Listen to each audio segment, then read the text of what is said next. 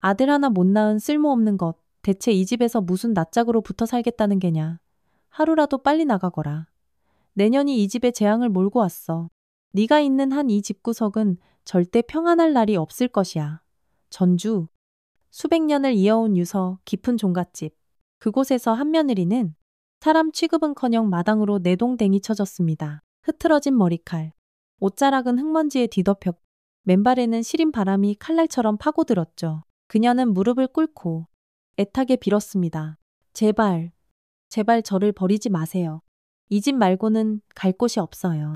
네, 그 간절한 애원은 그러나 차디찬 공기 속에 흩어질 뿐이었고 안채에 모인 어른들의 눈빛은 얼음장처럼 싸늘하기만 했습니다. 본격적인 이야기 시작 전에요. 구독과 좋아요 꼭 좀 부탁드립니다.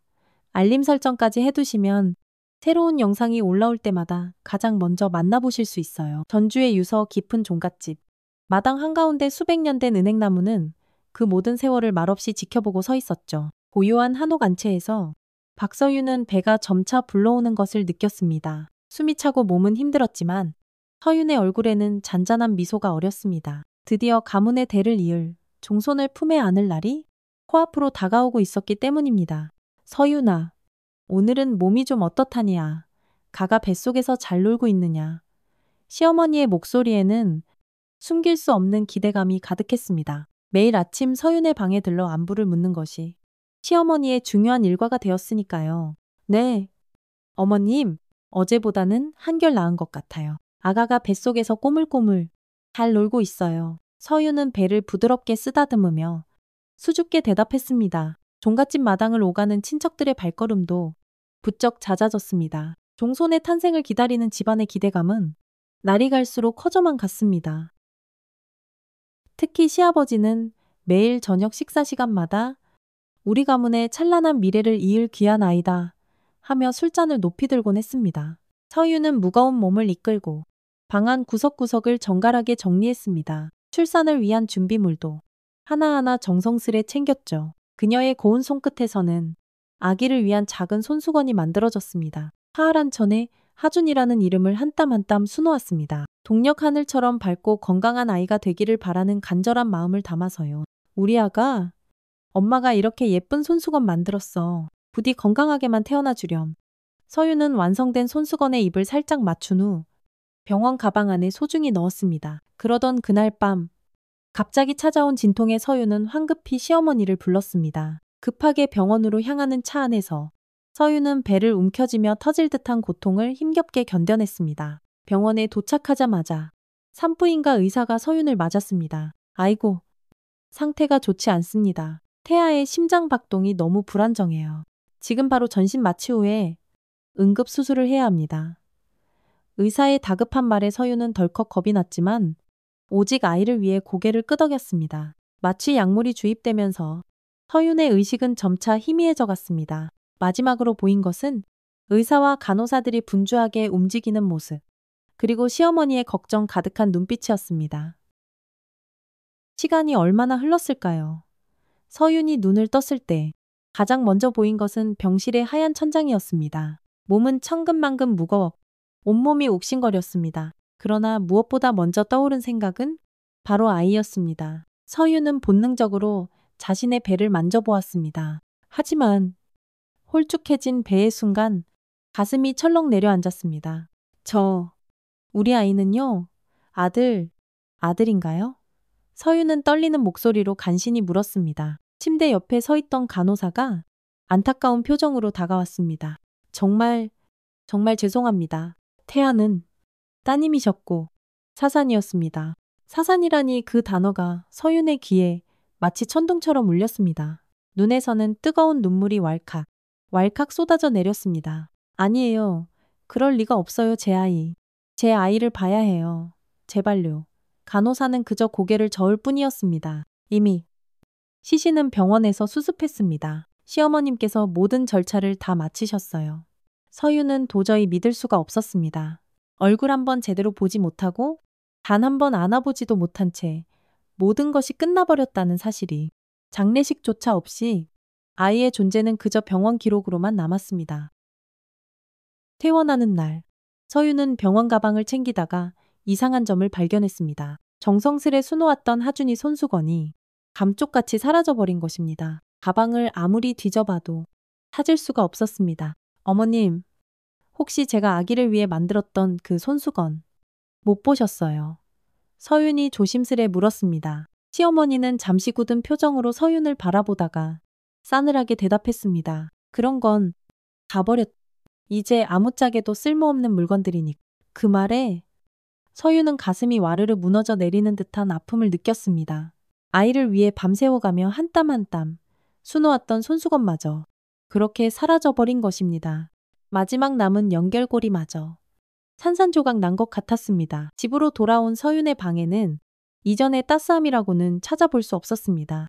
시어머니는 서윤의 방에서 아이를 위해 준비했던 모든 것들을 이미 깨끗하게 치워버린 후였습니다. 마치 아이가 처음부터 존재하지 않았던 것처럼요. 종갓집의 분위기도 싸늘하게 얼어붙었습니다. 서윤을 바라보는 시선들에는 노골적인 실망과 원망이 가득했습니다. 밤이 되면 서윤은 베개를 꼭 끌어안고 소리 죽여 울었습니다. 아이의 울음소리 한번 듣지 못한 것이 사무치도록 가슴 아팠습니다. 꿈에서는 종종 아기의 맑은 울음소리가 들려왔습니다. 서윤은 그 소리를 따라 미친 듯이 달려가지만 결코 아이를 찾을 수는 없었습니다. 지나간 그날들이 서윤의 마음에 깊고 깊은 상처를 남겼습니다. 아이를 잃은 슬픔과 함께 괴로운 의문도 고개를 들었습니다. 왜 아이 얼굴도 보여주지 않았을까? 왜 그 흔한 장례식조차 없었던 걸까? 이런 의문들은 서윤의 마음 한구석에 또렷이 자리 잡았지만 종갓집의 엄격하고 폐쇄적인 분위기 속에서 감히 질문조차 할 수 없었습니다. 서윤은 매일 밤 창밖의 별을 바라보며 먼저 떠나보낸 아이를 생각했습니다. 우리 아가, 엄마가 너를 보지 못했어도 너의 존재는 엄마 가슴속에 영원히 살아 숨쉴 거란다. 그렇게 서윤의 인생에는 지울 수 없는 커다란 아픔이 새겨졌습니다. 도저히 채울 수 없는 깊은 공허함과 함께 죽은 아이에 대한 사무치는 그리움이 서윤의 삶에 짙은 그림자처럼 드리워졌습니다. 서윤의 눈물이 채마르기도 전에 집안에는 때 아닌 경사가 찾아왔습니다. 시동생 부부의 아이가 태어난 것입니다. 떡두꺼비 같은 아들이었습니다. 종갓집은 순식간에 축제의 분위기에 휩싸였습니다. 대문에는 아이의 무병장수를 기원하는 금줄이 화려하게 드리워졌고 마당에서는 떠들썩한 잔치가 벌어졌습니다. 시아버지는 그토록 기다리던 손주를 품에 안고 얼굴 가득 환한 미소를 지었습니다. 허허, 우리 가문의 든든한 기둥이 될 녀석이로구나. 시아버지의 목소리에서는 주체할 수 없는 기쁨이 넘쳐 흘렀습니다. 그 모습을 그저 멀리서 바라보는 서윤의 마음은 형용할 수 없이 복잡했습니다. 기쁨과 슬픔이 마구 뒤엉켜 가슴 한구석이 저릿하게 아파왔습니다. 만약 내 아이가 살아있었다면 저렇게 환영받을 수 있었을까 하는 씁쓸한 생각이 들었습니다. 잔치가 한창인 마당 구석에 서윤은 마치 그림자처럼 홀로 서 있었습니다. 아무도 서윤에게 다가와 말을 걸지 않았습니다. 마치 그곳에 없는 사람처럼 투명인간 취급을 받았습니다. 오직 신우이 하나만이 서윤을 안타까운 눈길로 바라볼 뿐이었습니다. 언니, 괜찮아요. 많이 힘들죠. 신우이의 조심스러운 말에 서윤은 애써 희미한 미소를 지어 보였습니다. 괜찮아. 집안의 큰 경사인데 당연히 기쁜 일이지. 하지만 서윤의 가슴 속에는 아이를 잃은 크나큰 상실감이 여전히 시커멓게 자리하고 있었습니다. 그 지독한 상실감은 시간이 흐를수록 더욱 깊고 거대해져 갔습니다. 첫 아이를 잃은 후 서윤은 다시 임신하기 위해 애썼습니다. 하지만 병원에서는 첫 출산 당시의 심각한 합병증으로 인해 다시 임신하기는 어려울 것이라는 청천벽력 같은 진단이 나왔습니다. 이 소식은 종갓집에 엄청난 충격을 안겨주었습니다. 특히 시아버지는 그 분노를 감추지 못했습니다. 종손도 낳지 못하는 며느리는 이제 우리 집에 필요 없다는 듯이 서윤을 노골적으로 무시하기 시작했습니다. 식사 시간이면 서윤의 수저와 그릇은 항상 빠져 있었습니다. 안채에서 열리는 크고 작은 가족 모임에서도 서윤은 철저히 제외되었습니다. 어느 날 저녁 종갓집 어른들이 모두 모인 자리에서 시아버지가 매섭고 차가운 눈빛으로 서윤을 쏘아보았습니다. 대를 이을 아들 하나 낳지 못하는 쓸모없는 년. 대체 이 집안에서 무슨 면목으로 아직도 숨쉬고 있는 게냐. 시아버지의 서슬퍼런 호통에 모두가 숨을 죽였습니다. 서윤은 그저 고개를 숙인 채 아무 말도 할 수 없었습니다. 뜨거운 눈물이 볼을 타고 주르륵 흘러내렸지만 그것조차 애써 숨겨야 했습니다. 종갓집의 규율은 얼음처럼 차갑고 엄격했습니다. 감정을 드러내는 것은 곧 약한 모습을 보이는 것과 같았습니다. 이런 숨막히는 집안에서 유일하게 의지할 곳은 남편뿐이었지만 아이를 잃고 다시 임신하기 어렵다는 의사의 말을 들은 후부터 남편과의 사이는 걷잡을 수 없이 멀어져만 갔습니다. 남편은 하루가 멀다 하고 집을 비우기 일쑤였고 그가 어디서 뭘 하는지 물어볼 사람조차 없었습니다. 종갓집 사람들은 모두 약속이나 한 듯 서윤을 외면했습니다. 일주일 후 남편이 집에 돌아왔을 때 서윤은 애써 반가운 마음에 다가갔습니다. 하지만 남편의 얼굴은 유리 조각처럼 차갑기만 했습니다. 우리 이혼하자. 단 한마디. 그 말에 서윤은 그 자리에 얼어붙고 말았습니다. 아니? 왜 갑자기 그런 말을? 다른 여자가 생겼어. 당신도 잘 알다시피 우리 집안은 대를 이을 종손이 반드시 필요해. 남편의 말은 비수처럼 서윤의 가슴을 후벼 팠습니다. 서윤의 다리에서 순식간에 힘이 쭉 빠져나갔습니다. 바닥에 털썩 주저앉아 남편의 다리를 붙잡고 애원했습니다. 제발, 제발 이러지 마세요. 우리 다시 한번 시작해 볼 수 있잖아요. 네, 저도 노력할게요. 남편은 서윤의 손을 차갑게 뿌리쳤습니다. 너무 늦었어. 이미 다 결정된 일이야. 남편의 냉랭한 태도에 서윤은 더 이상 말을 잇지 못했습니다. 그동안 꾹꾹 참아왔던 눈물이 마치 폭포수처럼 쏟아져 내렸습니다. 서윤은 남편의 발 앞에 무릎을 꿇은 채 목 놓아 흐느꼈습니다. 제발, 제발 저를 버리지 말아주세요. 이 집 말고는 저는 정말 갈 곳이 없단 말이에요. 남편은 싸늘하게 대답했습니다. 내일까지 짐 싸서 나가. 더 이상 이 집에 네가 있을 필요는 없어. 다음 날 아침 서윤의 방에 시어머니가 들어왔습니다. 시어머니의 눈에는 일말의 동정심도 없이 오직 냉담함만이 가득 서려 있었습니다. 하루라도 빨리 이 집에서 나가거라. 내년이 이 집에 재수없는 기운만 몰고 왔어. 네가 있는 한 이 집안은 평안할 수가 없을 것이다.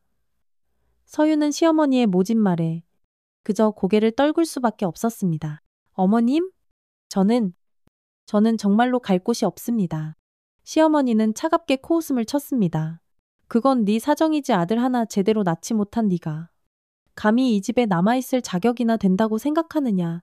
서윤은 더 이상 빌지 않았습니다. 조용히 가방을 싸서 정든 종갓집을 나섰습니다. 뒤돌아보니 시집와서 내 집처럼 여기며 살았던 그 집이 어쩜 그리도 차갑고 낯설게 느껴질 수 있는지 믿기지가 않았습니다. 마당 끝에서 시누이만이 눈물 글썽이며 서윤을 배웅했습니다. 언니! 정말 미안해요. 이제 어디로 가실 거예요? 서윤은 그저 쓸쓸한 미소를 지어 보였습니다. 서울로 가려고. 거기서 어떻게든 새 출발을 해봐야지. 시누이는 아무도 모르게 작은 봉투 하나를 서윤의 손에 쥐어주었습니다. 언니, 이거라도 받아요. 변변치 않지만 지낼 곳 구할 때까지만이라도 어떻게든 써요. 서윤은 고맙다는 말도 제대로 하지 못한 채 굳게 닫힌 종갓집의 대문을 나섰습니다. 평생을 살았던 전주를 떠나는 버스에 올라탔을 때 서윤의 가슴은 텅 비어 있었습니다. 버스 창문 너머로 빠르게 스쳐 지나가는 풍경을 멍하니 바라보며 서윤은 생각했습니다. 나는 사람도 아니었구나. 아들 하나 낳지 못했다는 이유로 이렇게 하루아침에 버려질 수 있다니. 서울행버스 안에서 서윤은 삶의 모든 것을 송두리째 잃어버렸다는 깊은 절망감에 휩싸였습니다. 남편, 가족, 집, 그리고 자신의 정체성까지. 이제 그녀에게 남은 것은 텅 빈 두 손과 가슴 깊이 새겨진 상처뿐이었습니다. 서울로 향하는 길은 멀고도 험난하게만 느껴졌습니다. 하지만 서윤은 결코 뒤돌아보지 않겠다고 다짐했습니다. 앞으로 펼쳐질 삶이 지금보다 더 나을 것이라는 막연한 희망은 없었지만 적어도 지금보다 더 나쁠 수는 없을 것이라고 그렇게 믿고 싶었습니다. 버스 안에서 서윤은 잠시 눈을 감았습니다. 그리고 문득 꿈에서 본 듯한 아기의 맑은 울음소리가 귓가에 맴도는 것 같았습니다. 어쩌면 그 소리를 따라가면 자신의 새로운 길을 찾을 수 있을지도 모른다는 그런 막연한 생각이 들었습니다. 서울로 향하는 긴 여정. 서윤의 새로운 삶이 그렇게 시작되었습니다. 아무것도 가진 것 없는 텅 빈 손으로 하지만 가슴속에는 결코 잊지 못할 아이에 대한 사무치는 그리움을 안고서 말이죠. 서울은 서윤에게 너무나 낯설고 차가운 도시였습니다. 고속버스 터미널에 내린 서윤은 쉴 새 없이 오가는 사람들의 분주한 움직임에 그만 압도당하고 말았습니다. 모두가 각자의 삶을 향해 바쁘게 걸어가는데 서윤 혼자만 방향을 잃은 채 그 자리에 덩그러니 서 있는 것 같았습니다. 신우이가 몰래 쥐어준 돈으로 서윤은 을지로 근처 허름한 골목에 있는 작은 여인숙의 방을 하나 구했습니다. 창문 하나 없는 답답하고 좁은 방, 낡은 침대와 작은 책상이 전부인 공간이었습니다. 하지만 서윤에게는 이 작은 방이 새로운 삶의 고단한 시작점이었습니다. 첫날 밤, 서윤은 낯선 곳에서의 불안감으로 밤새 잠을 이루지 못했습니다. 정체 모를 소음과 딱딱한 침대, 그리고 무엇보다 뼛속까지 파고드는 외로움이 서윤을 뜬 눈으로 괴롭혔습니다. 캄캄한 어둠 속에서 서윤은 생각했습니다. 나는 이제 무엇을 해야 할까? 아무것도 할 줄 아는 것이 없는데. 다음 날 아침, 서윤은 일자리를 찾아 무작정 거리로 나섰습니다. 변변한 고등학교 졸업장도 없는 서윤에게 일자리는 하늘의 별 따기처럼 제한적이었습니다. 몇 군데 식당을 돌아다니며 일을 구해보려 했지만 모두 경력을 물었고 서윤은 아무 대답도 할 수 없었습니다. 그러다 마침내 종로의 한 작은 국밥집에서 설거지 일을 겨우 구할 수 있었습니다. 하루 종일 서서 뜨거운 물에 그릇을 씻는 일은 고됐지만 서윤은 단 한마디 불평도 하지 않았습니다. 이것이 자신의 새로운 삶의 첫걸음이라고 그렇게 생각했습니다. 아줌마 여기 그릇 좀 더 빨리빨리 못 닦아요. 손님들 기다리고 있잖아요. 좀 주방장의 거친 소리에 서윤은 더욱더 빨리 손을 놀렸습니다. 뜨거운 물에 손이 새빨갛게 달아오르고 부르텄지만 서윤은 아픔을 느낄 새도 없었습니다. 종갓집에서 하루아침에 버림받았던 그 처절한 아픔에 비하면 이 정도 고생은 아무것도 아니라고 생각했습니다. 한 달이 지나고 서윤은 국밥집 주인에게서 첫 월급을 받았습니다. 정말 얼마 되지 않는 돈이었지만 난생 처음 스스로의 힘으로 번 돈이었습니다. 여인숙으로 돌아가는 길, 서윤은 길가의 작은 문방구에 들렀습니다. 그리고 펜 한 자루와 작은 노트 한 권을 샀습니다. 그날 밤부터 서윤은 일기를 쓰기 시작했습니다. 오늘은 내 인생의 첫 월급을 받았다. 비록 아주 적은 돈이지만 그래도 내 힘으로 번 돈이다. 앞으로 어떻게 살아야 할지 아직은 막막하기만 하지만 그저 하루하루 최선을 다하며 살아가려 한다. 일기는 서윤에게 유일한 위안이 되어 주었습니다. 하루의 고단함과 서름을 글로 풀어내면서 마음의 무거운 짐을 조금씩이나마 내려놓을 수 있었죠. 특히 가슴에 묻은 첫 아이에 대한 사무치는 그리움과 씻을 수 없는 상실감을 글로 표현하면서 서윤은 아주 조금씩 마음의 평화를 찾아갈 수 있었습니다. 하지만 국밥집 일은 오래가지 못했습니다. 주인이 갑작스럽게 가게를 접게 되었기 때문이었습니다. 다시 거리로 내몰린 서윤은 또다시 일자리를 찾아 헤매야 했습니다. 이번에는 한 숙박업소의 청소부로 일하게 되었습니다. 모텔방을 청소하는 일은 생각보다 훨씬 더 힘들고 고역이었습니다. 하루 종일 허리를 굽히고 더러운 바닥을 닦는 고된 일에 서윤의 몸은 하루가 다르게 점점 지쳐만 갔습니다. 서윤 씨, 오늘은 12호실부터 20호실까지 좀 맡아줘요. 어휴, 손님들이 어찌나 많이 나갔는지. 청소해야 할 방이 산더미네. 산더미야.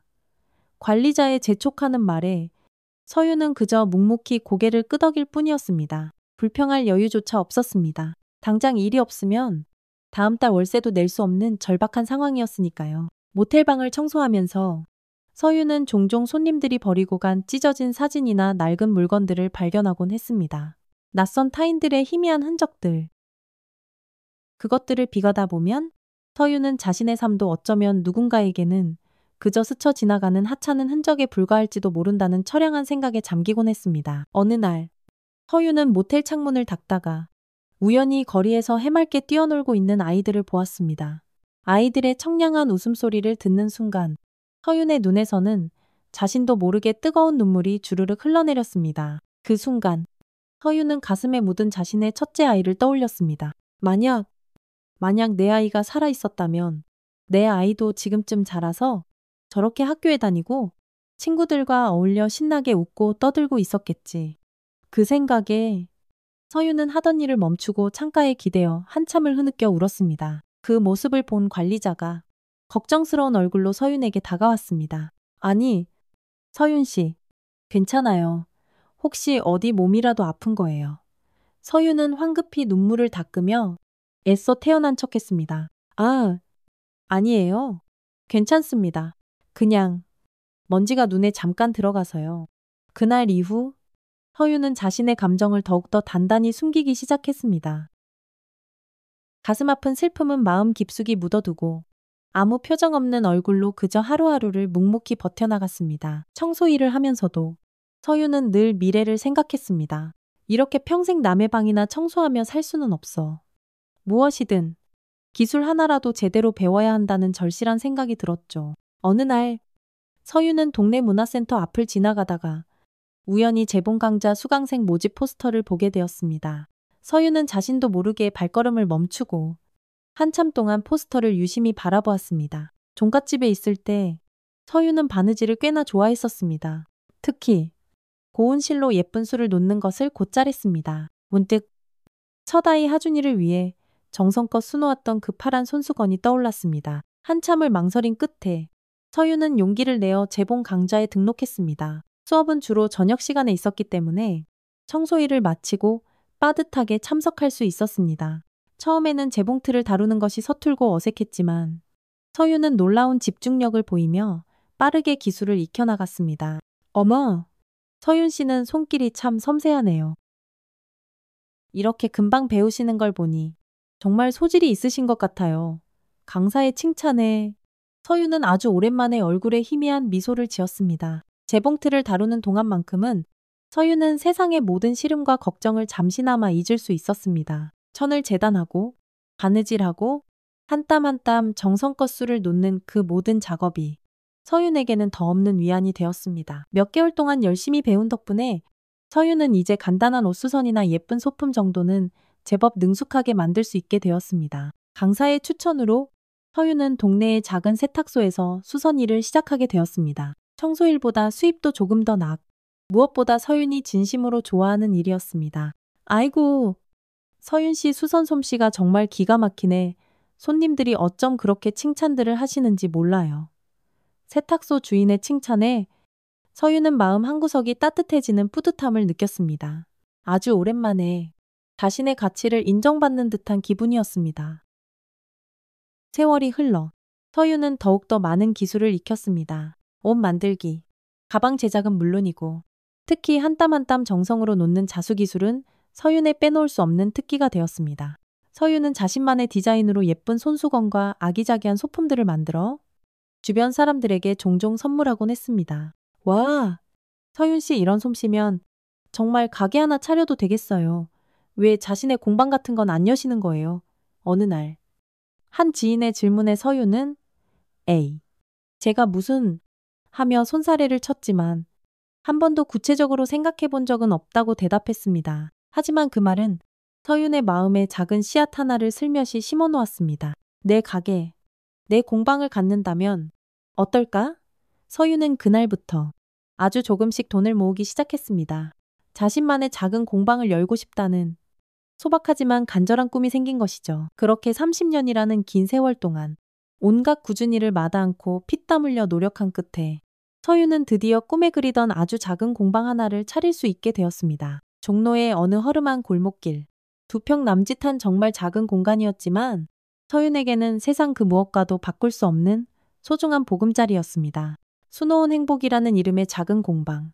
서윤은 공방문을 활짝 열며 감격에 겨워 깊은 숨을 내쉬었습니다. 버림받고 상처받았던 그 모든 지난 날들, 그 모든 아픔과 서름을 꿋꿋이 이겨내고 마침내 자신의 자리를 찾은 것만 같아 가슴이 벅차올랐습니다. 그러던 어느 날이었습니다. 서윤은 시장통에서 물건을 사던 중 등 뒤에서 느껴지는 이상한 시선에 자신도 모르게 뒤를 돌아보았습니다. 웬 중년 여성이 서윤을 물끄러미 쳐다보고 있었습니다.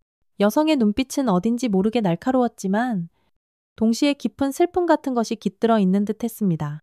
대개 아드님, 아직 이승을 못 떠나고 있구먼. 물에 잠겼다가 겨우 나왔어. 여성의 알 수 없는 말에 서윤은 그 자리에 얼어붙었습니다. 가슴이 이유 없이 쿵쾅거렸습니다. 네.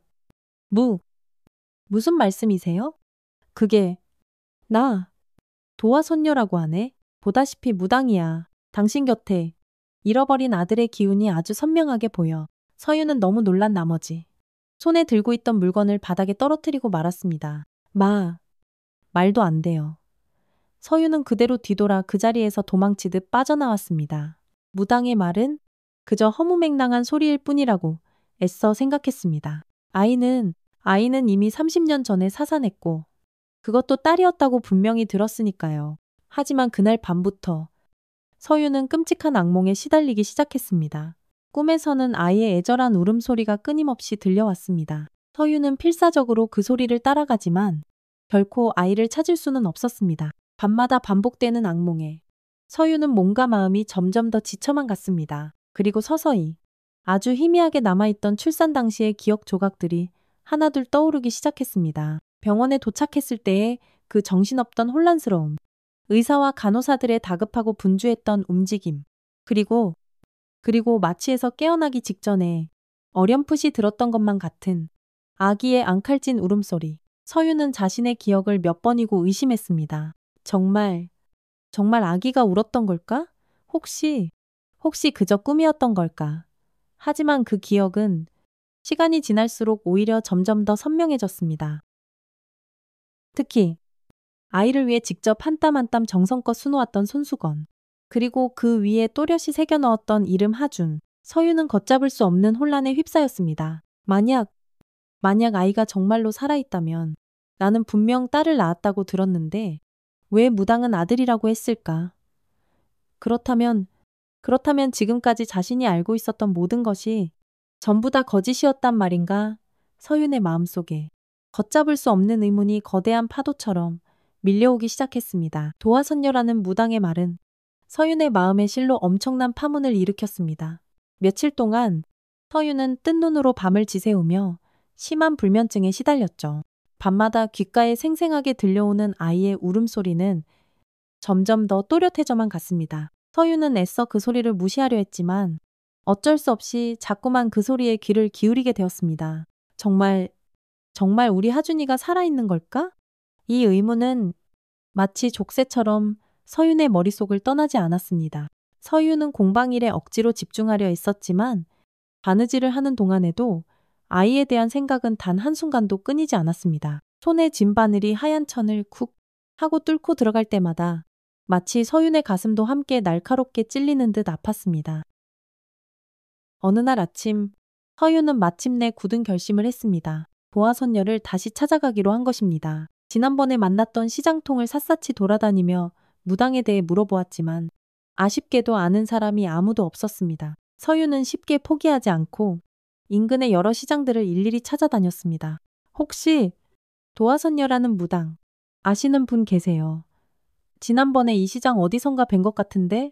서윤의 간절한 물음에 대부분의 사람들은 그저 고개를 가로저을 뿐이었습니다. 하지만 정말 우연히 한 노점상 할머니가 실마리가 될 만한 정보를 주었습니다. 도화선녀아, 동대문 뒤쪽 그 으슥한 골목에 있다는 그 무당 말하는 개로구먼 용하다고 소문은 들었네만. 점집이 있다던데. 서윤은 노점상 할머니가 알려준 주소를 받아 적어 곧장 동대문으로 향했습니다. 좁고 어두컴컴한 골목길을 한참 따라 들어가니 구석진 곳에 아주 작은 간판 하나가 눈에 띄었습니다. 도화선녀 신점. 서윤은 잠시 망설이다가 떨리는 마음으로 조심스럽게 문을 두드렸습니다. 메라테, 들어오세요. 안에서 나지막이 들려오는 목소리에 서윤은 더욱 조심스럽게 문을 열고 안으로 들어섰습니다. 실내는 생각보다 어두컴컴했고 독특한 향 냄새가 코를 찔렀습니다. 방 한쪽에 도화선녀가 가부좌를 틀고 앉아 있었습니다. 지난번 시장에서 만났을 때와 똑같은 사람의 속을 꿰뚫어 보는 듯한 날카로운 눈빛이었습니다. 당신이었구먼. 기다리고 있었네? 도화선녀의 말에 서유는 깜짝 놀랐습니다. 저를 기다리셨다고요? 그래, 당신 아들의 서러운 울음소리가 내 귓가에 계속해서 들려왔으니까. 서유는 가슴이 세차게 방망이질 치는 것을 느꼈습니다. 용기를 내어 간절하게 물었습니다. 제 아이가 정말로 살아있나요? 어떻게 그렇게 확신하시는 거예요? 도화선녀는 잠시 눈을 지그시 감았다가 천천히 떴습니다. 나는 볼 수 있어. 당신 아들의 기운을 물속에 깊이 잠겼다가 구사일생으로 겨우 살아나온 아이야. 서유는 혼란스러움에 어쩔 줄 몰랐습니다. 하지만 30년 전에 제 아이는 분명 사산되었다고 들었어요. 그것도 딸이었다고 했고요. 도화선녀는 단호하게 고개를 저었습니다. 하진, 다 새빨간 거짓말이야. 살아있어. 딸이 아니라 아들이야. 아들. 서윤의 눈에서 뜨거운 눈물이 주체할 수 없이 흘러내렸습니다. 서윤은 아이에 대한 희미한 기억을 더듬어 이야기했습니다. 제가 직접 수놓은 손수건이 있었어요. 파란색 손수건에 하준이라고 정성껏 술을 놓았죠. 분명 병원 가방에 넣어뒀었는데 그 순간 도화선녀의 표정이 미세하게 변했습니다. 놀란 기색이 역력했습니다. 하준, 이라고? 네, 네. 제가 지어둔 이름이었어요. 동력 하늘처럼 밝고 환한 아이가 되길 바라는 마음으로 도화선녀는 자리에서 일어나 방구석에 놓인 낡고 작은 나무 상자를 가져왔습니다. 그리고 그 상자 안에서 아주 오래되어 보이는 빛바랜 사진 한 장을 꺼냈습니다. 자, 이 아이를 본 적이 있는가? 사진 속에는 갓 태어난 듯한 작은 아기가 고이 누워 있었습니다. 서유는 사진을 자세히 들여다보았지만 안타깝게도 처음 보는 아이의 얼굴이었습니다. 아니요? 전혀 모르는 아이예요. 이 아이는 내가 아주 예전에 잠시 일했던 입양원의 아이야. 신내림 받기 전. 나는 거기서 보조교사로 잠시 일했었지. 서유는 저도 모르게 숨을 크게 들이켰습니다. 입양원이요? 그래? 지금으로부터 꼭 30년 전이었어. 전주에서 온 아이가 하나 있었지? 갓 태어난 남자아기였는데 그 아기 가방 속에 파란 손수건이 하나 들어있었어. 그 손수건에 하준이라고 수놓여 있었나요? 서윤이 떨리는 목소리로 간신히 물었습니다. 도화선녀는 천천히 고개를 끄덕였습니다. 맞아. 똑똑히 기억해. 그 손수건에 분명 하준이라고 쓰여 있었어. 그때 나는 그저 평범한 보조교사였고 아이의 자세한 배경에 대해서는 알지 못했지. 하지만 그 파란 손수건과 그 이름만큼은 아주 또렷하게 기억하고 있어. 왜냐하면 그 손수건 자수에서 느껴지는 그 따뜻함이 마치 누군가가 아이를 애타게 생각하며 한 땀 한 땀 정성으로 꿰맨 것처럼 느껴졌거든. 그 절절한 마음이 그대로 전해지는 것만 같아서 오랫동안 도저히 잊히지가 않았어. 서유는 자리에서 벌떡 일어섰습니다. 그 입양원의 이름이 뭐였나요? 어디에 있었죠? 행복입양원. 서울 마포에 있었지. 서유는 망설일 것 없이 즉시 그곳을 찾아가기로 굳게 결심했습니다. 서유는 도화선녀에게 깊이 고개를 숙여 진심으로 감사의 인사를 전했습니다. 도화선녀가 나지막이 말했습니다. 어서 아들을 꼭 그리고 그동안의 모진 아픔을 깨끗이 씻어내고 남은 생은 오롯이 당신의 행복으로 가득 채우시게나. 도화선녀의 말을 가슴 깊이 새기며 서유는 서둘러 행복입양원을 찾아 나섰습니다. 마포에 도착한 서유는 수소문 끝에 행복입양원이 있었던 장소를 겨우 찾았습니다. 하지만 안타깝게도 그곳에는 이제 거대한 아파트 단지가 높게 들어서 있었습니다. 서유는 절망스러운 마음으로 주변 주민들에게 물어보았지만 워낙 오래전 일이라 아는 사람이 아무도 없었습니다. 크게 실망한 서유는 잠시 아파트 앞 벤치에 힘없이 주저앉았습니다. 이제 어떻게 해야 하지? 그렇게 한참을 망연자실하게 생각에 잠겨 있는데 한 노인이 조심스럽게 다가왔습니다. 저런, 혹시 무슨 일로 이곳을 그토록 애타게 찾으시는 게요? 서유는 지푸라기라도 잡는 심정으로 노인에게 자초지종을 설명했습니다. 30년 전 이곳에 있었던 행복입양원에 대해 알고 싶다고 간절히 말했습니다. 노인은 잠시 생각에 잠기더니 이윽고 고개를 끄덕였습니다. 아, 행복입양원이라. 내가 이 동네에서 평생을 살았지만 그 입양원은 한 20년 전쯤에 문을 닫았어요. 하지만 내가 듣기로는 그때 그 원장 선생님은 지금 강남 어디에선가 다른 복지시설을 꽤 크게 운영하고 있다고 들었수다. 서유는 꺼져가던 희망의 불씨가 다시 타오르는 것을 느꼈습니다. 저 혹시 그 복지시설 이름이라도 아시나요? 아마 희망나래 재단이라고 했던 것 같구먼. 그때 원장 이름이 최은혜 선생님이었지. 아마. 서유는 한달음에 강남으로 향했습니다. 희망나래 재단을 찾는 것은 그리 어렵지 않았습니다. 아주 깔끔하고 현대적인 건물 앞에 희망나래 재단이라는 간판이 선명하게 걸려 있었습니다. 서유는 떨리는 마음을 애써 진정시키며 재단 사무실 안으로 들어섰습니다. 안내 데스크에 가서 최은혜 원장님을 만나 뵙고 싶다고 정중히 말했습니다. 죄송합니다만 최 원장님은 지금 중요한 회의 중이셔서요. 한 3시간 후에나 돌아오실 예정입니다. 서유는 기꺼이 기다리기로 했습니다. 재단 로비의 푹신한 의자에 앉아 하염없이 시간을 보냈습니다. 벽에는 여러 아이들의 해맑은 사진과 성공적인 입양 스토리들이 자랑스럽게 전시되어 있었습니다. 그 사진들을 하나하나 바라보며 서유는 혹시 내 아이도 어딘가에서 이렇게 행복하게 잘 살고 있을까 하는 간절한 생각을 했습니다. 드디어 최은혜 원장이 나타났습니다. 곱고 우아한 분위기의 중년 여성이었습니다. 서유는 자리에서 일어나 공손히 인사했습니다. 안녕하세요. 저는 박서윤이라고 합니다. 다름이 아니라 30년 전에 행복입양원에 맡겨졌던 아이에 대해 좀 여쭤보러 왔습니다. 최 원장은 서윤을 조용히 그리고 찬찬히 바라보았습니다. 30년 전이라니 참 오래된 일이네요. 혹시 어떤 아이인지 좀 더 자세히 말씀해 주시겠어요? 서윤은 떨리는 목소리로 더듬더듬 설명하기 시작했습니다. 아마 전주에서 온 남자아이였을 겁니다. 갓난아기였고요. 그리고 파란색 손수건에 하준이라고 이름이 수놓인 것이 있었다고 해요. 그 순간 최 원장의 눈이 미세하게 흔들리는 것을 서윤은 놓치지 않았습니다. 잠시만요. 그녀는 곧장 서류실로 향했고 한참이나 시간이 지난 후에야 두꺼운 파일 하나를 소중히 들고 돌아왔습니다. 혹시 이 아이를 말씀하시는 건가요?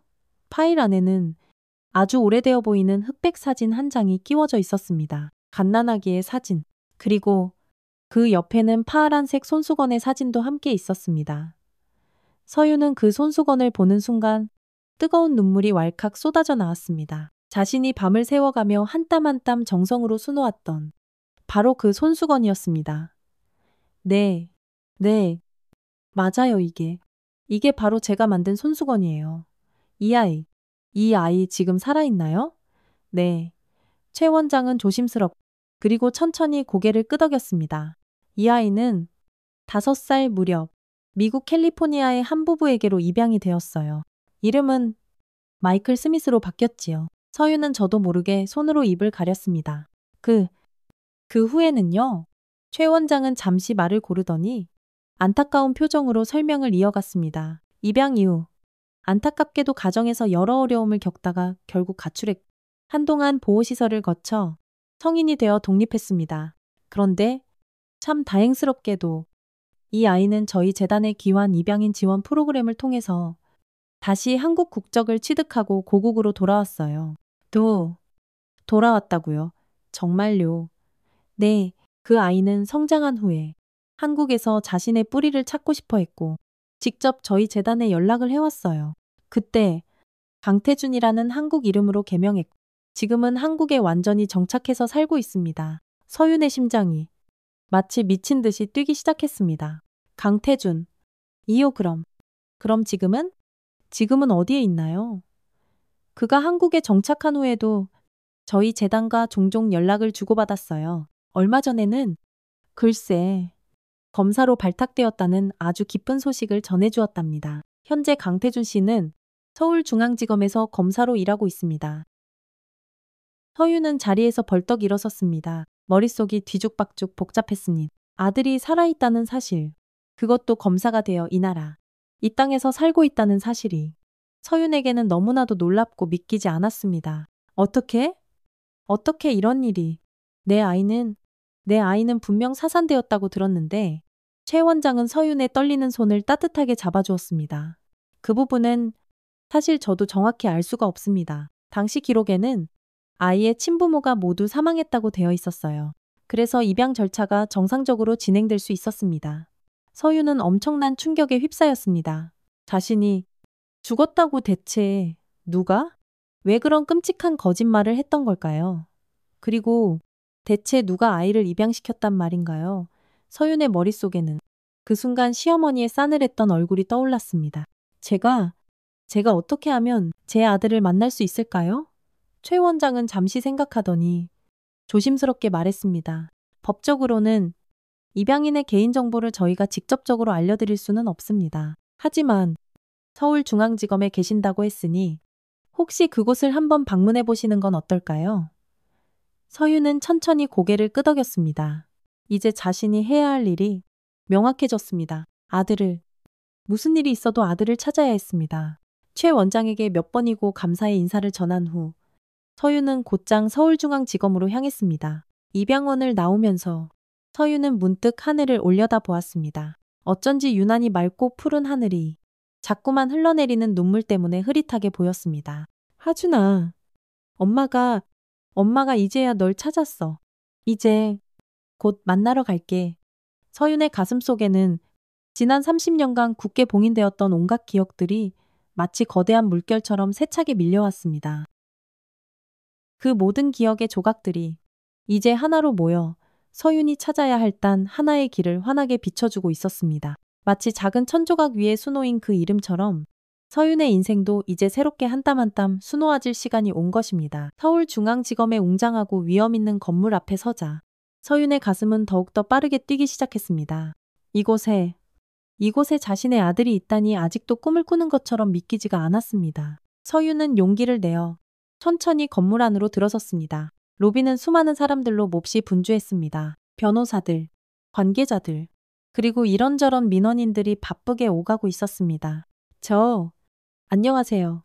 혹시 강태준 검사님을 좀 뵙고 싶은데요. 서윤은 안내 데스크에 다가가 떨리는 목소리로 조심스럽게 물었습니다. 혹시 예약하셨나요? 안내원이 컴퓨터 화면을 보며 사무적으로 물었습니다. 아니요. 그게 개인적인 일로. 죄송합니다만 검사님들은 예약 없이는 만나 뵙기가 좀 어렵습니다. 특히 오늘은 강태준 검사님께서 중요한 재판이 있으신 날이라 더욱더 만나 뵙기 어려울 것 같습니다. 서유는 크게 실망했지만 이대로 포기할 수는 없었습니다.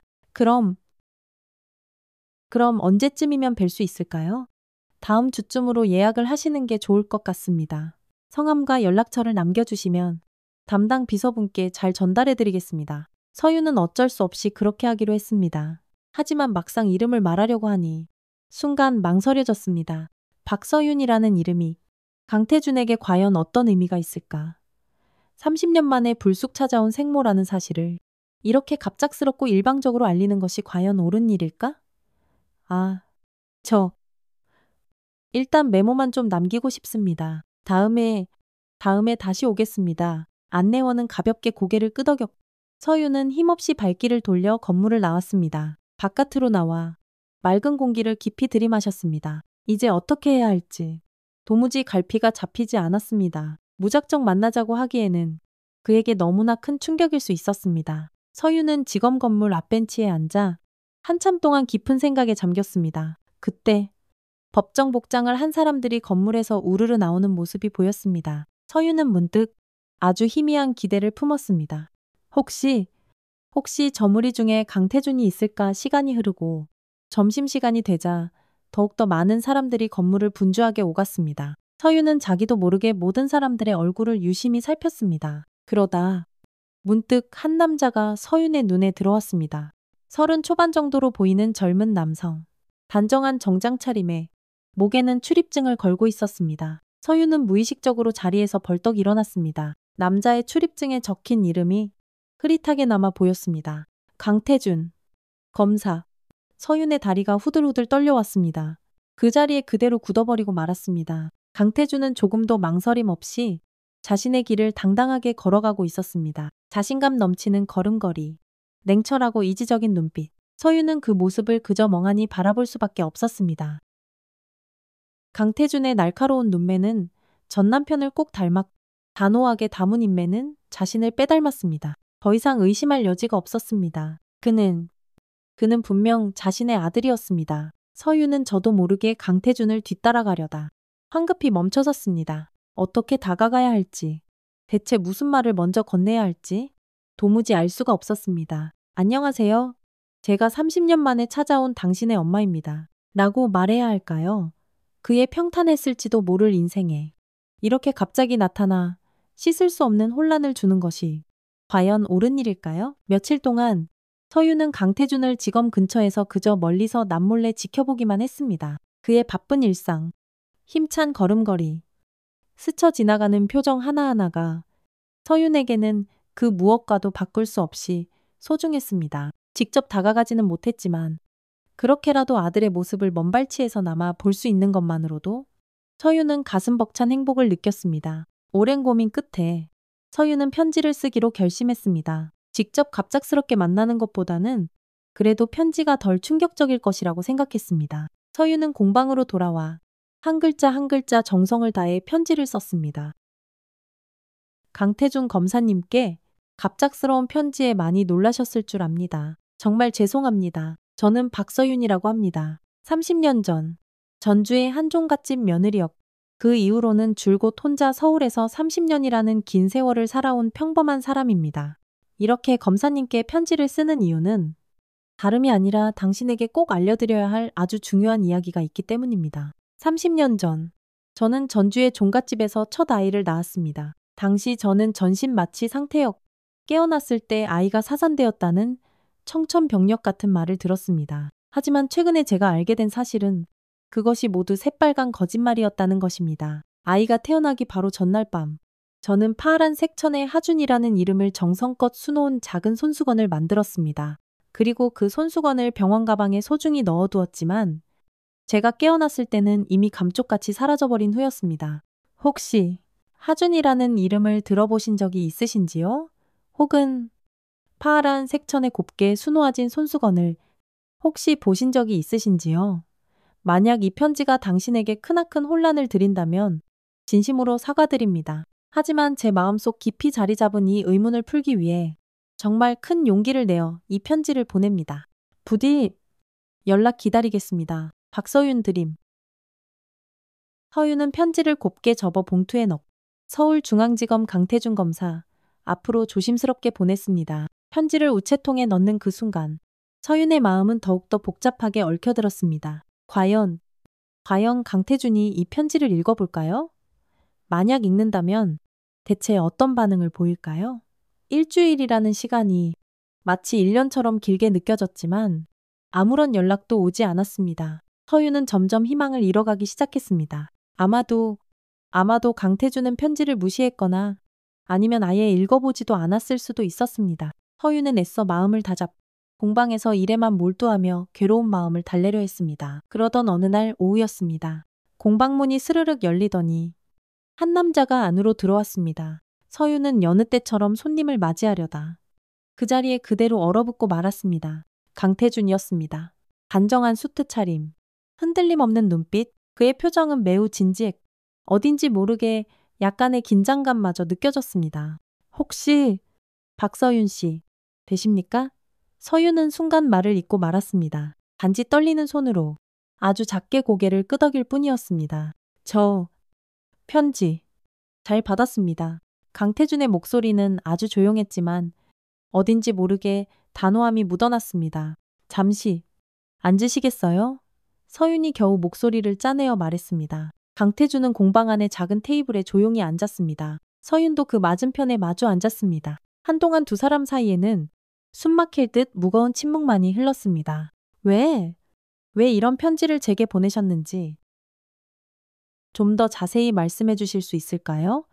강태준이 먼저 침묵을 깼습니다. 서윤은 깊은 숨을 한번 내쉬고 그동안 가슴속에만 담아두었던 이야기를 천천히 시작했습니다. 전주 종갓집에서의 고달팠던 생활, 처사의 임신과 출산 과정, 그리고 사산이라는 끔찍한 거짓말에 대해 그 후 하루아침에 버림받았던 가슴 아픈 이야기, 서울에서의 외롭고 힘들었던 생활, 그리고 도화선녀라는 무당을 우연히 만나게 된 일까지 서윤은 마치 홀린 사람처럼 그동안 겪었던 모든 것을 하나도 빠짐없이 털어놓았습니다. 강태준은 그저 묵묵히 아무 말 없이 듣고만 있었습니다. 그의 표정은 좀처럼 읽기가 어려웠습니다. 서윤의 이야기가 모두 끝났을 때 강태준은 잠시 망설이다가 가방을 열어 그 안에서 아주 조심스럽게 작은 비닐 포장 하나를 꺼냈습니다. 혹시 이것을 말씀하시는 건가요? 서윤은 비닐 포장 안에 들어있는 것을 보고 순간 숨이 멎는 것만 같았습니다. 빛바랜 파란 색천 조각, 그 위에 하준이라고 또렷하게 수놓아진 손수건이었습니다. 무려 30년이라는 긴 세월이 흘렀지만 그건 분명 서윤이 직접 한 땀 한 땀 정성으로 수놓았던 바로 그 손수건이었습니다. 이건 서윤의 눈에서 뜨거운 눈물이 왈칵 쏟아져 나왔습니다. 이것은 제가 행복 입양원에 처음 맡겨졌을 때부터 유일하게 가지고 있었던 제 물건입니다. 강태준이 차분하고 낮은 목소리로 말했습니다. 미국 양부모님 댁에서 도망쳐 나올 때도 이것 하나만큼은 유일하게 악착같이 챙겼던 물건이고 다시 보호소에 들어갔을 때부터 지금까지 단 한 번도 제 곁에서 떠나보낸 적 없이 항상 간직하고 다니던 겁니다. 서윤은 천천히 손을 뻗어 아주 조심스럽게 그 손수건을 만져보았습니다. 천 위의 수놓인 글씨는 세월의 흔적으로 색이 많이 바래 있었지만 여전히 그 형태만은 선명하게 남아 있었습니다. 이건 네가 태어나기 바로 전날 밤에 내가 밤을 새워가며 직접 수놓은 손수건이야. 서윤의 목소리는 형편없이 떨리고 있었습니다. 분명 병원 가방 안에 넣어놨었는데 내가 그걸 갖고 있었다니? 당신이 정말 서윤은 더 이상 말을 잇지 못했습니다. 서윤은 조용히 자리에서 일어나 강태준에게 다가가 그를 힘껏 끌어안았습니다. 처음에는 강태준이 당황한 듯 몸을 살짝 굳혔지만 이내 천천히 팔을 들어 서윤의 등을 가만히 토닥여 주었습니다. 서윤은 아들의 따뜻한 체온을 느꼈습니다. 무려 30년을 애타게 기다려온 꿈같은 포옹이었습니다. 죽은 줄만 알았던 내 아가 하준아? 살아있어줘서 정말 고맙다. 서윤은 마음속으로 그렇게 속삭이며 한참 동안 아들을 놓지 못했습니다. 잠시 후 두 사람은 다시 테이블에 마주 앉았습니다. 강태준은 담담하게 자신의 이야기를 시작했습니다. 저는 미국 캘리포니아에서 자랐습니다. 양부모님은 저를 나름대로 잘 돌봐주셨지만 아무래도 문화적인 차이 때문에 크고 작은 갈등이 끊이지 않았습니다. 10대 때는 극심한 정체성의 혼란을 겪었고 결국 15살에 집을 뛰쳐나왔죠. 강태준은 그 후 보호소로 다시 돌아간 이야기, 그리고 18살이 되던 해에 한국으로 돌아오기로 굳게 결심했던 이유에 대해 차분히 설명했습니다. 한국에서 어렵게 대학을 다니고 피나는 노력 끝에 사법고시를 통과해 검사가 된 과정도 담담하게 들려주었습니다. 항상 제 진짜 뿌리에 대해 궁금했습니다.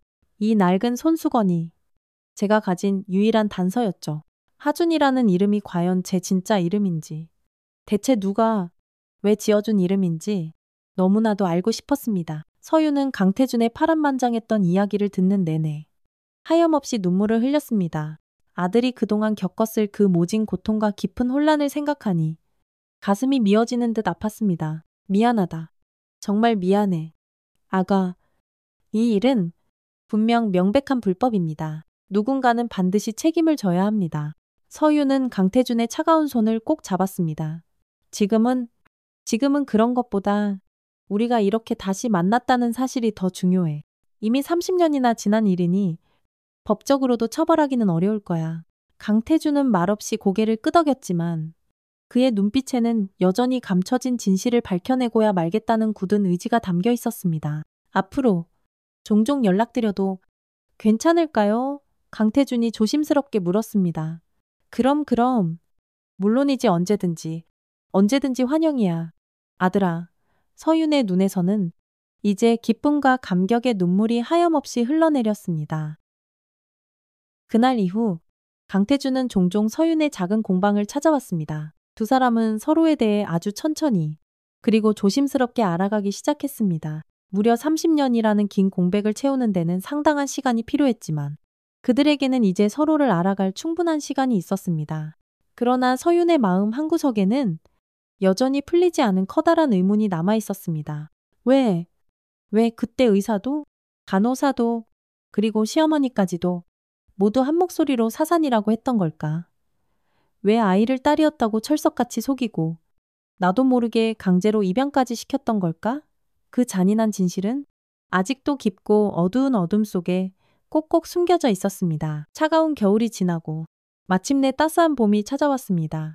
서윤의 얼어붙었던 인생에도 조금씩 따스한 봄바람이 불어오기 시작했습니다. 아들 태준을 기적처럼 찾은 후 서윤의 삶은 하루가 다르게 조금씩 달라지기 시작했습니다. 매일 아침 일어나면 창밖으로 보이는 하늘이 이전보다 훨씬 더 푸르고 아름답게 느껴졌습니다. 작은 공방으로 향하는 발걸음도 한결 가볍고 즐거워졌습니다. 서윤의 공방 수놓은 행복은 이제 제법 단골 손님들이 생길 정도로 자리를 잡아가고 있었습니다. 특히 서윤이 직접 디자인하고 한 땀 한 땀 정성껏 수놓은 손수건들은 많은 사람들에게 잔잔한 감동과 함께 큰 사랑을 받았습니다. 각각의 손수건에는 저마다의 작은 이야기가 예쁘게 담겨 있었습니다. 하늘을 자유롭게 나는 새, 잔잔하고 평화로운 호수, 활짝 피어나는 아름다운 꽃, 그 모든 것에는 서윤의 따뜻한 마음과 지난 세월의 깊은 이야기가 고스란히 담겨 있었습니다. 어느 날 서윤은 새로운 아이디어를 떠올렸습니다. 천조각에 담긴 마음이라는 컨셉으로 상처받은 이들을 위한 위로의 수제 손수건 시리즈를 만들기로 한 것입니다. 각각의 손수건에는 짧지만 진심이 담긴 위로의 문구를 정성껏 수놓았습니다. 당신은 세상에서 가장 소중한 존재입니다. 괜찮아요. 모든 것은 다 지나갈 거예요. 사랑합니다. 그리고 응원합니다. 와 같은 따뜻한 말들이었습니다. 이 특별한 손수건들은 SNS를 통해 아름아름 입소문이 나기 시작했습니다. 그러다 우연히 한 유명 인플루언서가 서윤의 손수건을 자신의 채널에 소개하면서 그 인기는 순식간에 급상승했습니다. 힘들었던 시절, 이 작은 천조각에 정말 큰 위로를 받았어요. 마치 엄마의 따뜻한 마음이 느껴지는 것 같아요. 선물로 받았는데 매일 아침 이 글귀를 보면서 하루를 살아갈 힘을 얻고 있어요. 이런 감동적인 댓글들이 SNS에 끊임없이 넘쳐났습니다. 주문은 그야말로 폭주했고 서윤은 밤늦게까지 작업을 해야 할 정도로 바빠졌습니다. 그런 와중에도 서윤은 진심으로 행복했습니다. 자신이 정성껏 만든 작품이 누군가에게 작은 위로와 희망이 될 수 있다는 사실이 너무나도 기뻤습니다. 어느 날 지역 방송국에서 뜻밖의 연락이 왔습니다. 인생의 두 번째 봄이라는 프로그램에 출연해달라는 요청이었습니다. 처음에 서윤은 망설였습니다. 카메라 앞에 서서 자신의 이야기를 한다는 것이 왠지 모르게 두렵게 느껴졌습니다. 하지만 아들 태준의 따뜻한 격려에 서윤은 용기를 내기로 했습니다. 방송 촬영 날, 서윤은 몹시 긴장했습니다. 하지만 카메라 앞에서 자신의 솔직하고 진솔한 이야기를 하나씩 나누기 시작하자 긴장은 서서히 눈 녹듯 풀렸습니다. 서윤의 파란만장했던 삶의 이야기에 스튜디오는 어느새 깊은 감동의 물결로 가득 찼습니다. 방송이 나간 후 서윤의 공방은 더욱더 유명해졌습니다. 전국 각지에서 주문이 밀려들어왔고 심지어 홈쇼핑 입점 제안까지 받게 되었습니다. 서윤은 그때서야 비로소 알게 되었습니다. 자신의 아팠던 손끝에서 피어난 그 작은 작품들이 이제는 다른 사람들의 상처를 따뜻하게 보듬어주고 있다는 소중한 사실을요. 태주는 점점 더 자주 공방에 들렀습니다. 때로는 밀려드는 주문 포장을 돕기도 하고 때로는 직접 배달을 나가기도 했습니다. 눈코 뜰 새 없이 바쁜 검사 일정에도 불구하고 태주는 어머니와 함께하는 시간을 무엇보다 소중히 여겼습니다. 그렇게 둘은 아주 조금씩 진짜 가족이 되어갔습니다. 주말이면 함께 맛있는 식사를 하고 서로의 생일을 살뜰히 챙기며 그동안 잃어버렸던 소중한 시간들을 하나씩 되찾아갔습니다. 어머니, 이번 주말에 저랑 같이 산책 가요. 날씨가 정말 좋을 것 같아요. 태준이 어느 날 불쑥 제안했습니다. 서윤은 활짝 웃으며 기쁘게 수락했습니다. 어머, 그래 좋지. 엄마가 맛있는 도시락도 준비할게. 봄 햇살 가득한 한강변을 나란히 걷는 모자의 모습은 더없이 평화롭고 행복해 보였습니다. 두 사람 사이에 놓여있던 그 길고 길었던 30년의 공백은 이제 서서히 따뜻한 사랑으로 메워지고 있었습니다.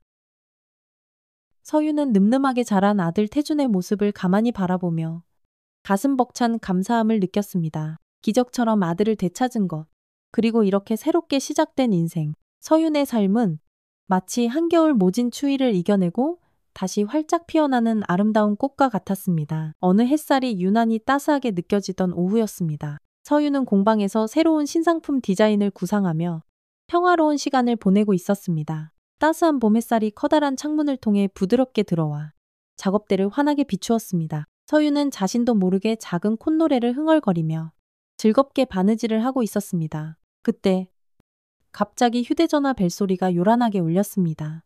낯선 번호였습니다. 네, 여보세요. 서윤이 전화를 받았습니다. 형수님, 오랜만입니다. 저예요. 막내 도련님. 수화기 너머로 들려오는 목소리는 왠지 모르게 낯설지가 않았습니다. 시동생이었습니다. 서윤은 순간 말문이 막혔습니다. 시동생과 마지막으로 통화한 것은 무려 30년 전주에서 맨몸으로 쫓겨나던 바로 그날이었습니다. 그 이후로는 단 한 번도 연락이 없었는데 어머, 도련님 정말 오랜만이에요. 그런데 어쩐 일로? 서유는 당황한 마음을 애써 진정시키며 조심스럽게 물었습니다. 시동생의 목소리는 어딘지 모르게 무겁고 침통하게 들렸습니다. 형수님, 어머니께서 지금 위독하세요. 마지막으로 형수님을 꼭 한번 보고 싶어 하세요. 서유는 저도 모르게 깊은 한숨을 내쉬었습니다.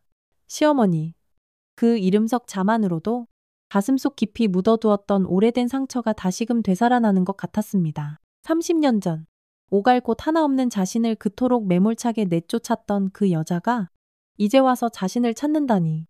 왜 하필 지금에 와서? 서유는 속으로 그렇게 중얼거렸습니다. 무슨 일이세요? 어디? 편찮으신 거예요. 서윤이 다시 물었습니다. 암이세요? 의사 선생님 말씀으로는 이제 시간이 얼마 남지 않으셨다고 합니다. 지금 병원에 입원해 계세요? 서윤은 형용할 수 없는 복잡한 감정에 휩싸였습니다. 미움, 원망, 그리고 아주 약간의 묘한 동정심까지. 이런 뒤엉킨 감정들 사이에서 과연 어떤 선택을 해야 할지 몹시 혼란스러웠습니다. 형수님, 그동안 정말 죄송했습니다. 그리고 형님도 몇 년 전에 돌아가셨어요. 알코올 중독으로. 그렇게 허망하게 가셨습니다. 네. 뭐라고요? 그이가 죽었다고요? 서유는 너무나도 놀랐습니다. 전 남편이 이미 세상을 떠났다니. 도무지 믿기지가 않았습니다. 네. 형님은 하던 사업에 크게 실패하고 그 후로는 계속 술에만 의존하다가 그렇게 됐습니다.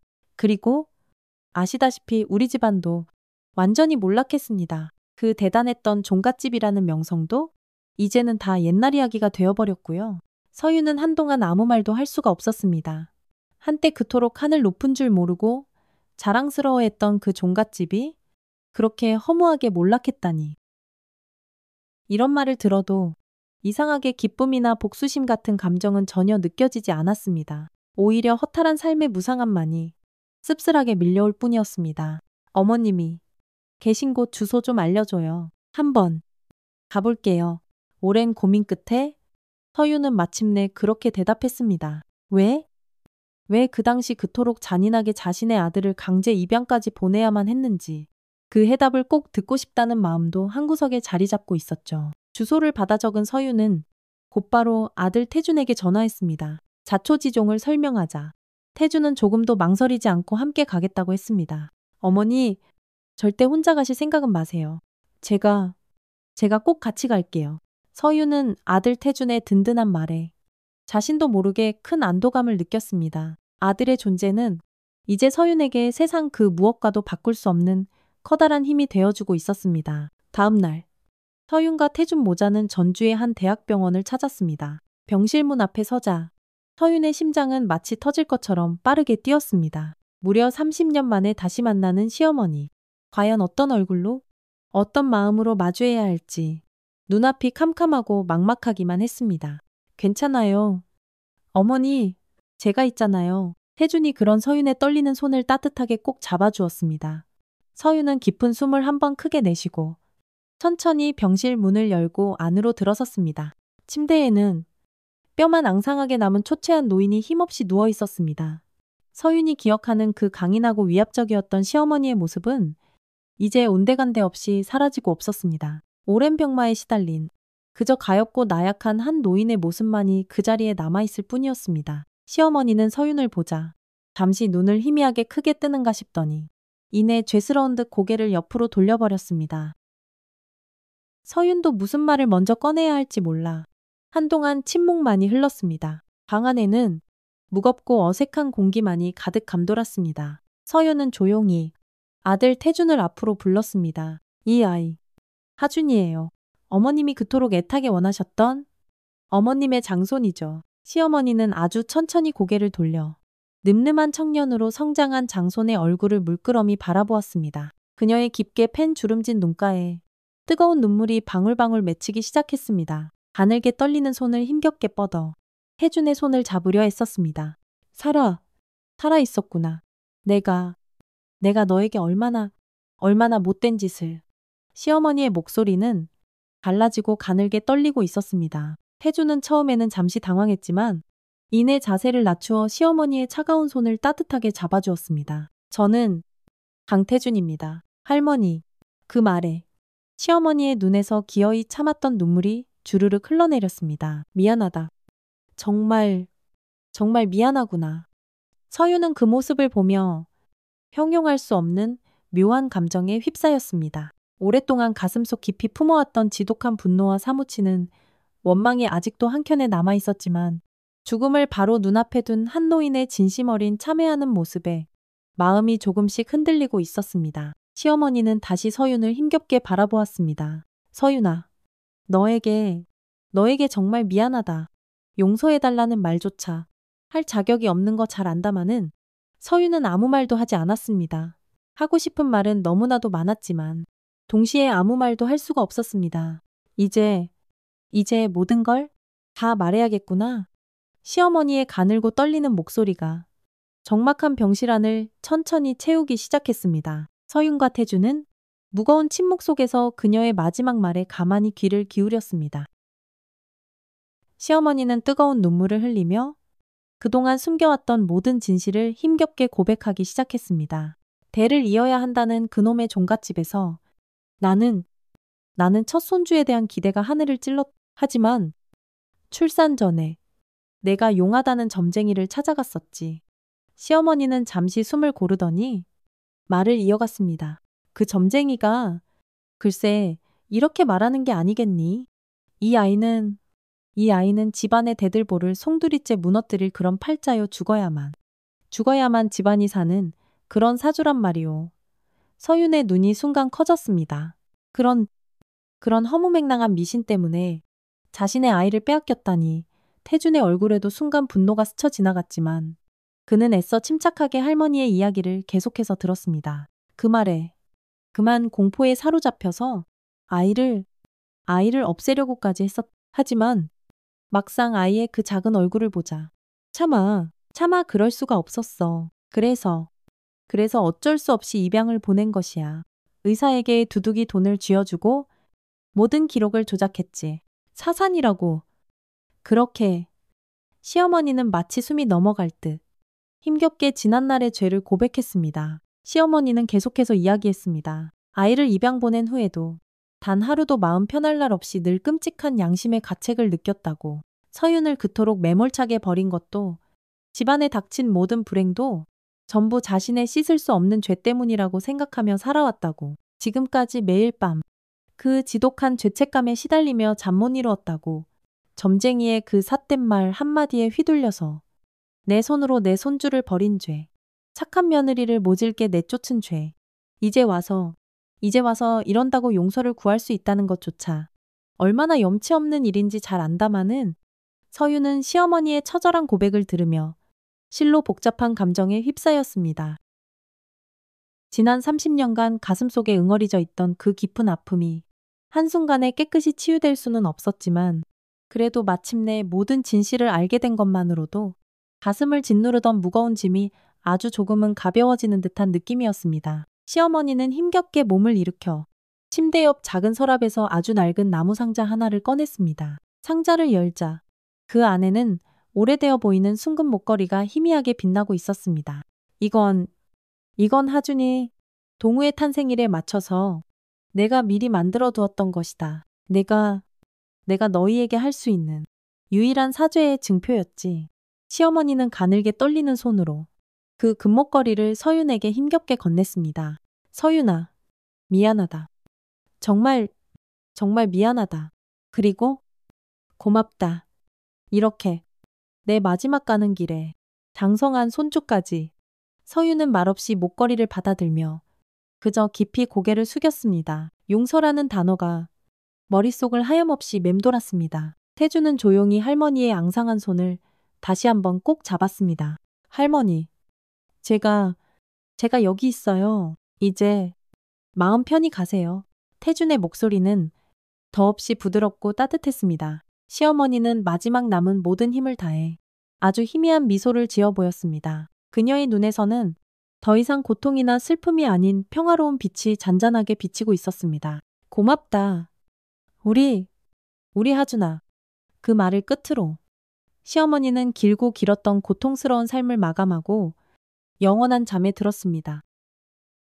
장례는 아주 조용하고 간소하게 치러졌습니다. 몰락한 종갓집의 마지막 길에는 찾아오는 사람들이 그리 많지 않았습니다. 서윤과 태주는 그저 묵묵히 장례의 모든 절차를 지켰습니다. 장례를 모두 마친 후 시동생이 서윤과 태준을 조용히 찾아왔습니다. 형수님, 어머니께서 돌아가시기 전에 변호사를 통해 유언장을 하나 남기셨습니다. 다음 날 변호사 사무실에서 시어머니의 유언장이 공개되었습니다. 시어머니는 자신이 가진 남은 모든 재산을 유일한 장손인 강태준에게 상속한다고 명시해 놓았습니다. 비록 과거 종갓집의 화려했던 명성은 모두 사라졌지만 아직 시골의 작은 논밭과 얼마간의 예금이 남아 있었습니다. 태준은 깜짝 놀란 표정으로 어머니 서윤을 바라보았습니다. 어머니, 이걸 어떻게 해야 할까요?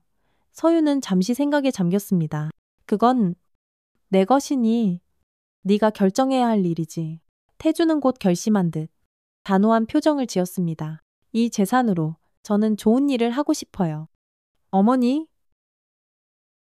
몇 주 후 태준은 그 재산 중 일부를 사용해 어머니 서윤의 작은 공방을 확장 이전했습니다. 훨씬 더 넓고 쾌적해진 공간, 더 많고 좋아진 장비들, 그리고 함께 일할 몇몇 직원들까지. 그리고 가장 중요한 변화는 공방의 성격이 완전히 바뀌었다는 것입니다. 수놓은 행복은 이제 단순한 상업적인 공방이 아닌 보육원 아이들을 위한 옷과 손수건을 제작하고 판매 수익금의 일부를 기부하는 일종의 사회적 기업으로 새롭게 전환되었습니다. 서윤은 보육원의 아이들에게 직접 자수를 가르치기 시작했고 아이들이 정성껏 만든 작품들도 공방에서 함께 판매했습니다. 서윤 선생님, 저도 이렇게 예쁜 손수건을 만들 수 있을까요?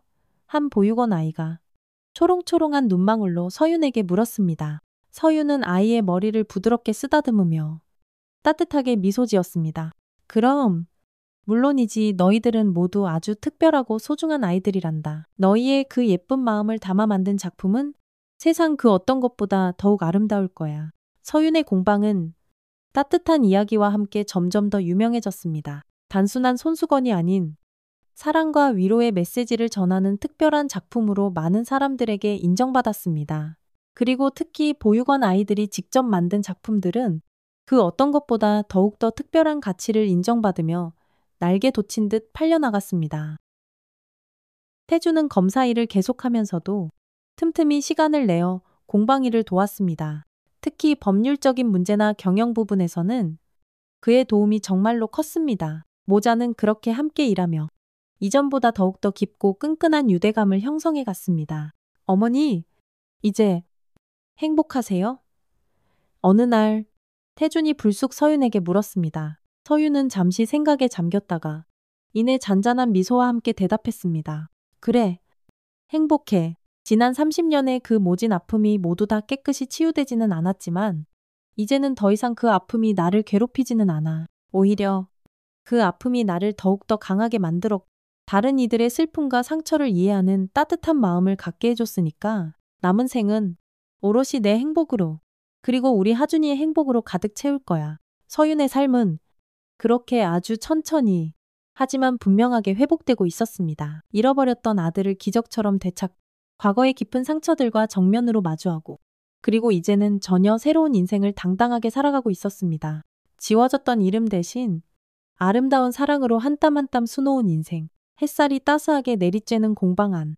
한 작은 아이가 해맑게 웃으며 예쁜 손수건 하나를 고르고 있었습니다. 선생님, 이건 무슨 뜻이에요? 아이가 조심스럽게 물었습니다. 서윤은 아이의 작은 손에 들린 곱게 술을 놓은 천 조각을 가만히 바라보며 부드럽게 미소 지었습니다. 그 천 조각엔 이렇게 적혀 있었습니다. 내 존재만으로도 넌 세상에서 가장 소중해. 서윤은 아이의 머리를 사랑스럽게 쓰다듬었습니다. 그건 말이지. 이 세상에 태어난 모든 아이들에게 내가 꼭 전하고 싶은 아주 소중한 말이란다. 그녀는 마치 새로 다시 태어난 듯한 인생을 살고 있었습니다. 과거의 깊은 상처와 아픔을 딛고 일어서 이제는 그 값진 경험을 통해 다른 이들을 위로하고 어루만지고 있었습니다. 서윤의 따뜻한 손끝에서 탄생한 그 작은 천조각들은 지금 이 순간에도 수많은 이들의 상처받은 마음에 따뜻하고 밝은 빛을 비추고 있었습니다. 오늘 이야기 어떠셨나요? 무료인 구독과 알람 설정 잊지 마시고요. 여러분의 따뜻한 댓글 하나하나가 저희에게는 정말 큰 힘이 된답니다. 함께 해주셔서 진심으로 감사드립니다. 지금까지 사연만사였습니다.